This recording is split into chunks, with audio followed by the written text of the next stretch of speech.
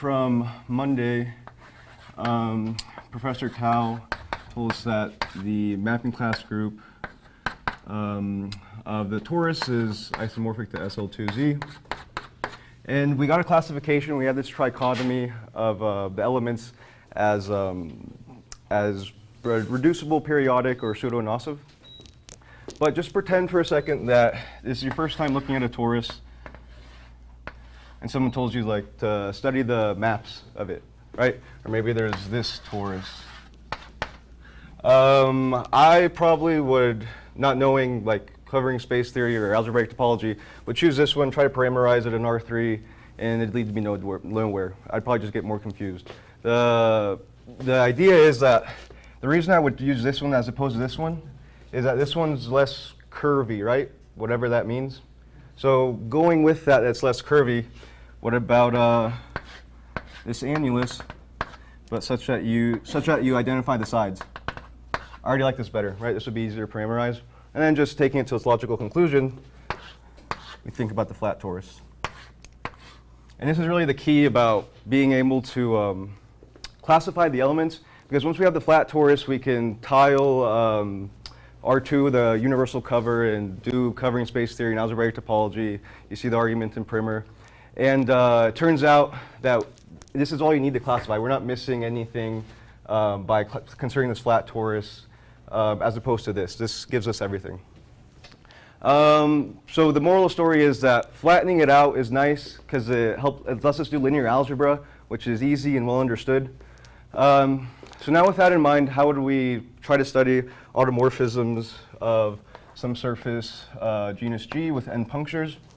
So if you try to do the immediately analogous thing, you'd probably try maybe to look at, maybe if this is S2, you try to tile the hyperbolic plane with it and try to look at it, but you'd get stuck because there's really no direct analogy of linear algebra to the hyperbolic plane, right? So this isn't what you want to do. And the thing is, even though maybe this looks flat, it's really not flat, right? Because it's hyperbolic.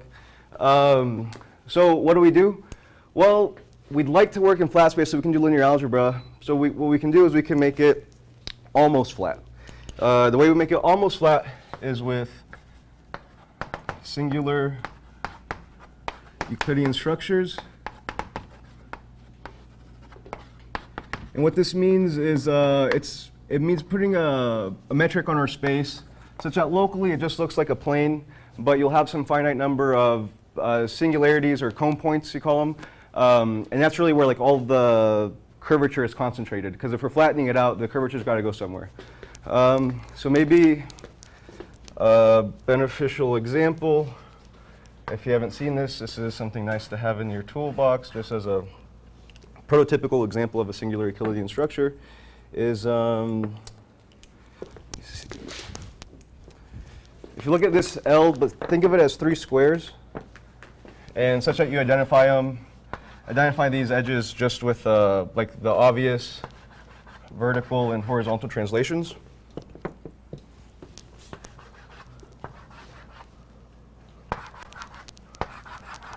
So if you look in here, locally it'll just look flat, right? Like if you just look at this, this just looks like a torus, right? Kind of like a flat torus.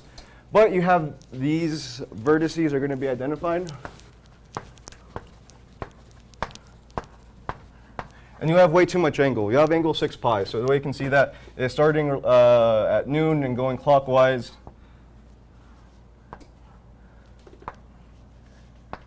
That's 1 revolution. That's 2 revolutions. And that's 3 revolutions. So we have angle 6 pi. And you can try gluing it in your head or on paper, and you'll see it's a genus 2 surface, but also you can just calculate the Euler characteristic. Now something to see that I want to show you here is imagine we have like a foliation of this space, but with some line with a rational slope. So for example, something like this.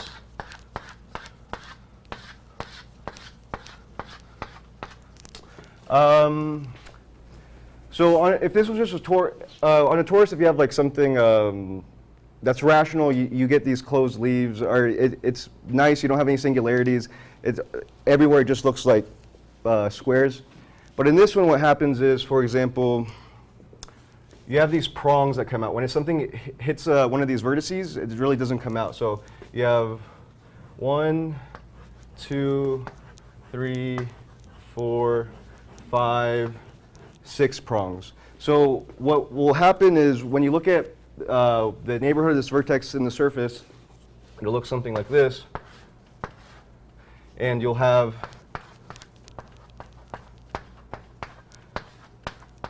these 6 incoming.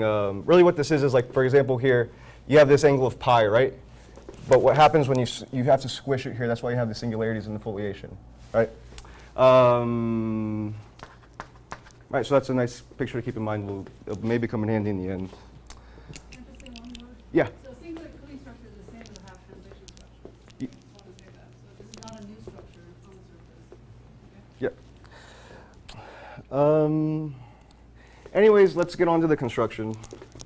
So the idea for the proof, or for the construction of this pseudo-inosive is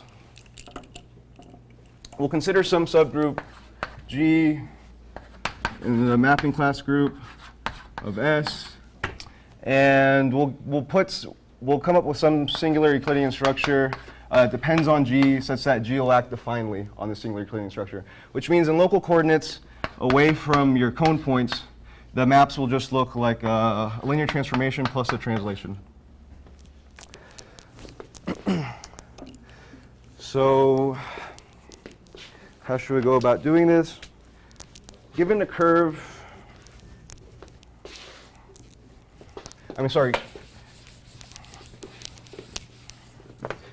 given our surface, what we first want to do is find a set of multicurves that are filling. Filling just means that if the disjoint, if you take S minus the set of multicurves, you'll get you'll just have a union of disks. So let's say we have some multicurve A. Sorry, I'm writing this in red. It just says alpha 1 to alpha m. And we have B, some multicurve beta 1 to beta n. And so, for example, to show you that you can always fill a surface, maybe this is an easy one.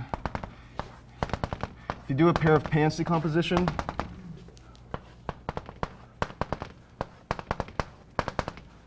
so now we've cut our surface up into 3 punctured spheres. And then we can just say beta are these like kind of longitudinal curves.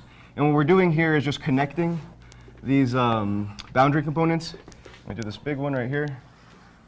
So essentially you've taken your 3 punctured sphere and cut it in half, so now you just have these hexagons. So you see, you can always do this. You can always fill a surface. And then we'll say that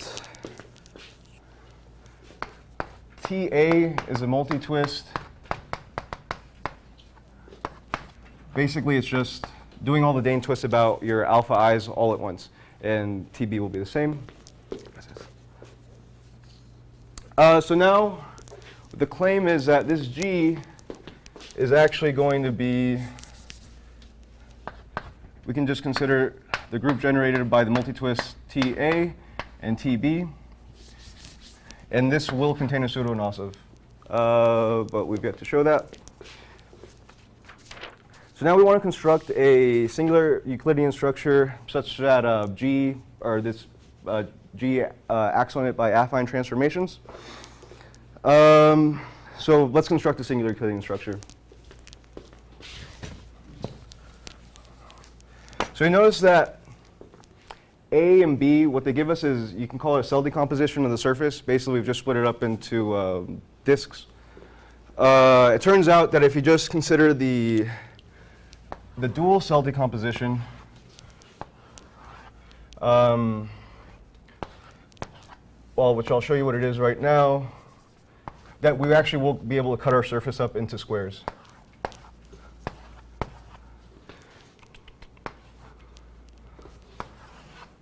Basically, the reason it's going to be cut up into squares is that the squares correspond to each intersection point. but maybe this picture is kind of unsatisfactory.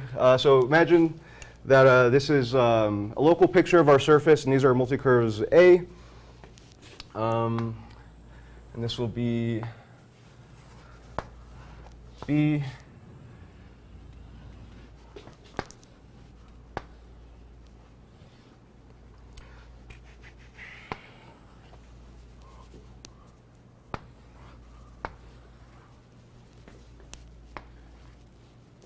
Look all right. Okay, so this is a nice picture because it's kind of the point of it is to make it overkill, because if you just do like squares, it's not really gonna. You don't really. It's kind of this is the first thing when you first try to draw it. You have to go out of your way to draw it. Like so, we have like octagons, hexagons, and squares. So now what the dual cell decomposition is, you put a vertex in each of these cells, and then you just connect them across each of our pieces of, what do I want to say? Each piece of a polygon given by, like, say, A, we connect these cells. Sorry, I probably didn't explain that properly, but if I just draw the picture, then maybe it will make sense.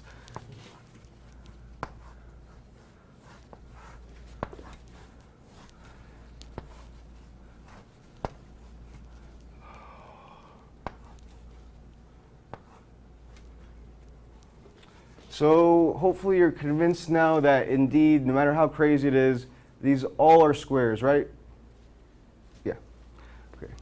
And one thing to think about, because it'll come up, is that you'll notice that around each curve, we'll end up getting kind of this annulus. This will keep going, right, all around, and you'll get this annulus made of these squares of our dual cell decomposition. Let's call it C.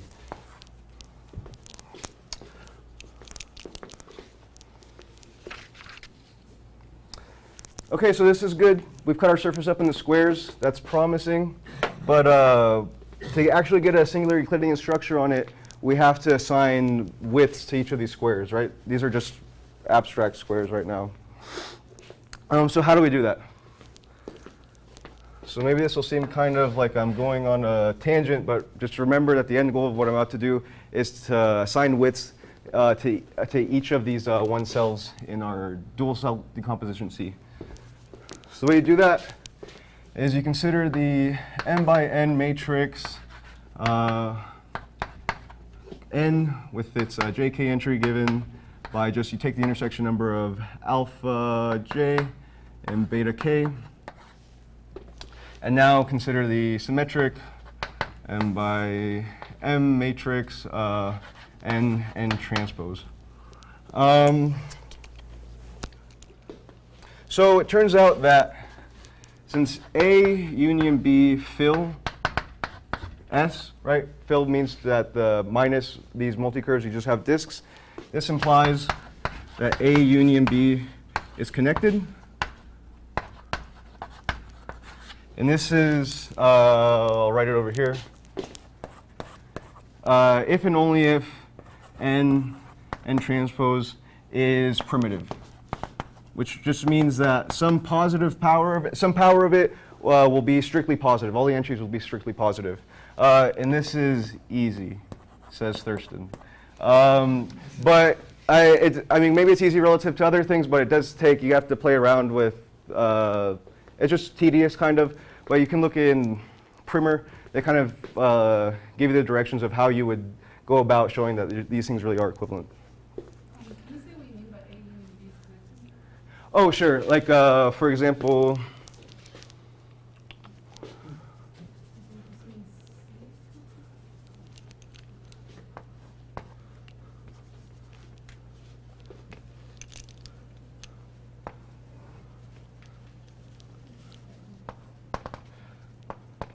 so for example, now it's not connected because you have this disjoint curve. And because it fills, it has to be connected, because if it wasn't connected, you'd have something like with complexity at least of an annulus, I think.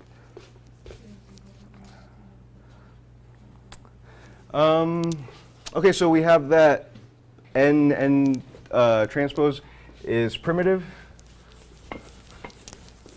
So now, you remember Professor Dowdle yesterday stated per ohm Frobenius Peron Frobenius is like a bunch of results if you look it up like on Wikipedia, but so I'll just state what we need. So if you have some matrix M that's primitive,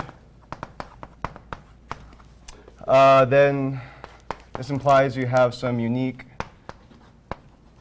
largest eigenvalue. You call it the Peron Frobenius eigenvalue. And the corresponding eigenvector is going to be the unique non-negative, but actually ends up being positive eigenvector. So what this tells us is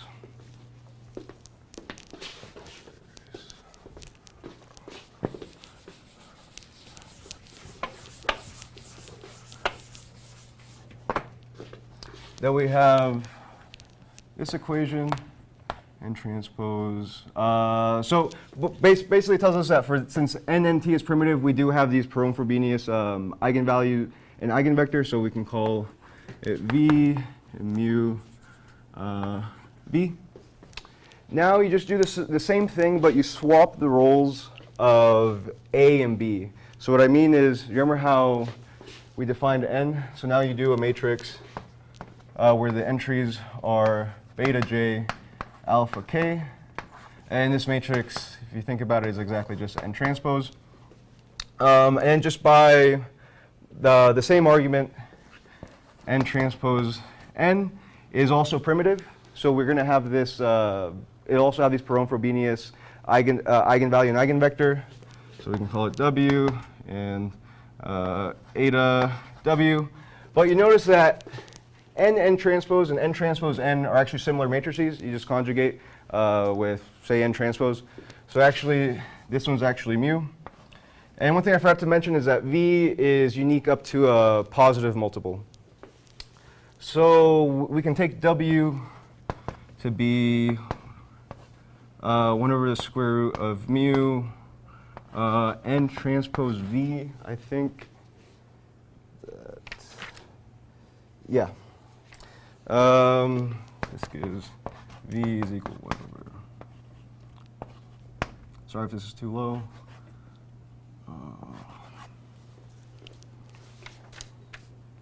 Okay, maybe one thing to reiterate is that these vectors are strictly positive, right? So now we're finally ready. Remember why we've been doing all this? I said it was because we're going to get a singular Euclidean structure on the surface. How do we do that? We need to assign widths to all the one cells in our dual cell decomposition.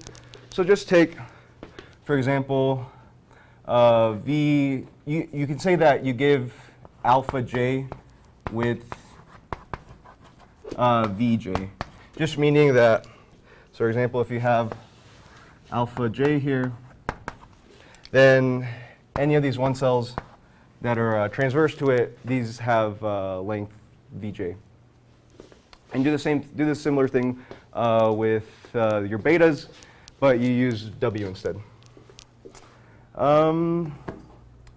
Okay, now a couple important things. So looking at the annulus, or the annuli about our alphas and betas. So like I said, for example, you might have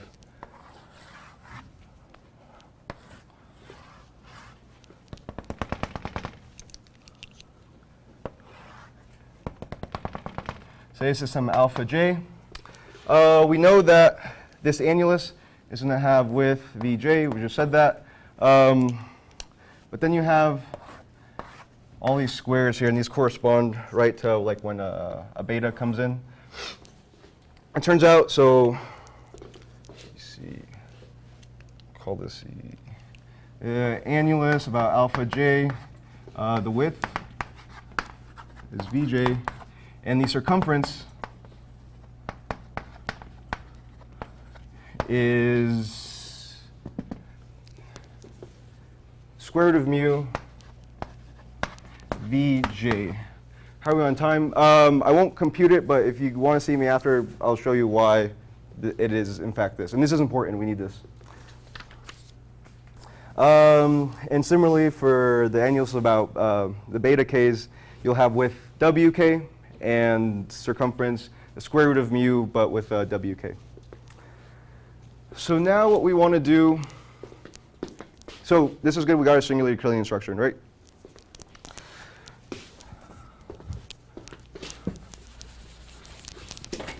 We want to put an orthogonal frame on our surface. So we can do that just by this orient A and B. And then this will give us a orthogonal frame everywhere. So for example, like this. But this is only well-defined. So orthogonal frame.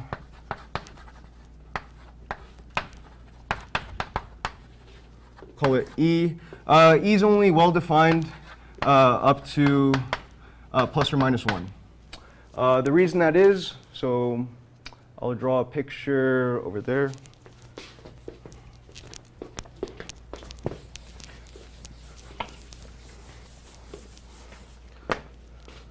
So for example, say you have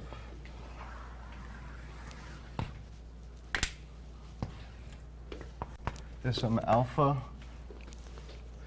You have some beta, and we don't want bygones, so we'll just say we have something like this.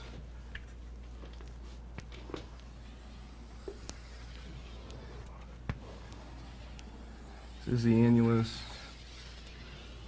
about alpha. So remember, these are like squares. Each time one of these happens, we have some curve coming in, some beta.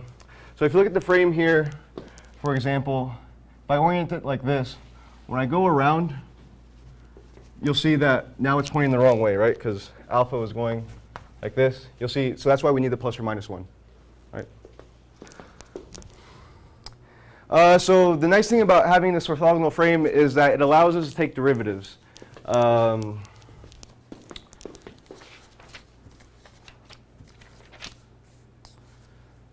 So why are we going to want to take derivatives?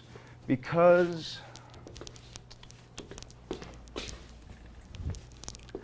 we're now ready to choose representatives in our mapping classes of T alpha and T beta. I didn't want to erase those, but. So we'll choose some affine representatives.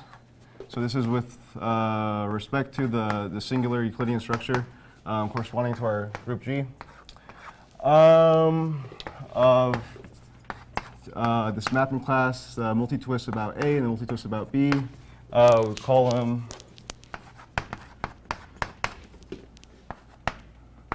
and it doesn't fit there. So now these are actually going to be explicit homeomorphism. These aren't equivalence classes anymore. And for example, this affine transformation will fix the one cells parallel to A. But how do we see that? Or like, how do we know we can even choose this and that this exists? So what we can do is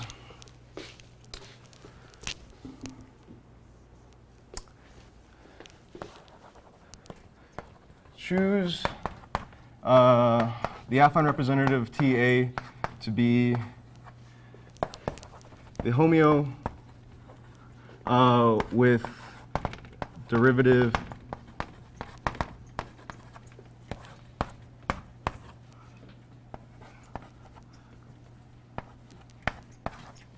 and this will work. How do we see that though?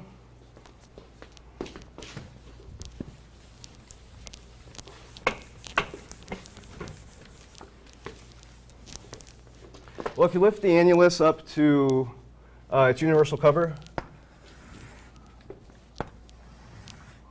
so say here, alpha, the annulus is only made up of 2 different squares.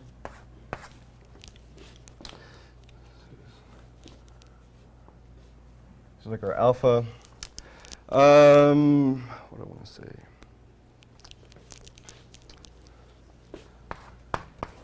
You'll notice this map that we picked, it'll fix the x-axis and it will take Sorry. So remember that, so if this is, let me give this some more detail. So if this is alpha J, right, this is the lift of the cover of the cylinder corresponding to alpha J, then we say that it starts at 0 and goes up to Vj. Remember, that was our width of our cylinder, or annulus. So it fixes the x-axis. And if you look at what it does to, it'll take it exactly to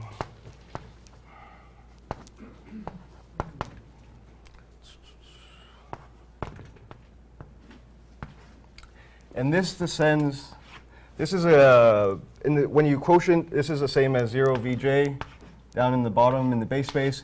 Why? Because if you remember, this was, I erased it, but this was exactly the circumference of our cylinders, right? So it works out really, it works out perfectly. So this, for example, will be mapped to something like this. And it's the same story for cylinders about B. And with the cylinders about B, I'll just say that if you wanted to look at it, you'll do like this vertical. If you want to do the same thing, it'll be vertical. And the matrix you use is 1 negative square root of mu 1 0.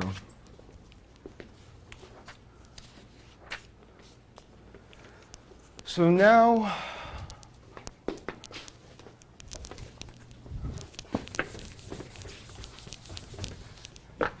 look at the group of homomorphisms generated by these affine representatives.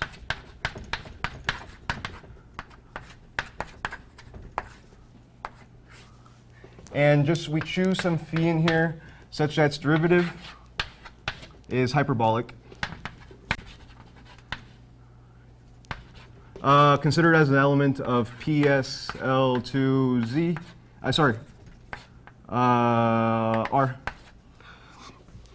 And what do I want to say?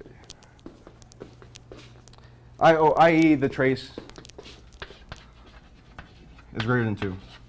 So how do we know one exists? Well, for example, you can just take